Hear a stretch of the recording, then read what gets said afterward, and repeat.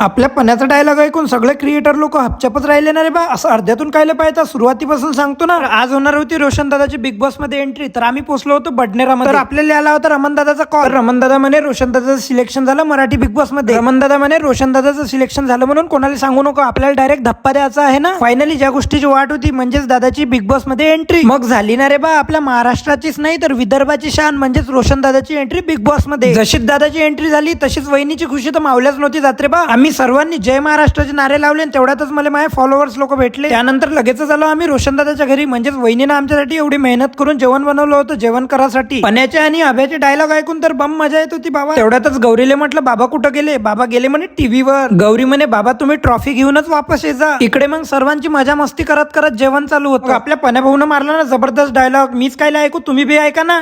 अरे बाप्पा, अबे आत्ता दिमाग केला तू. एवढं बोलवतोय तुकडे करा तुकडे.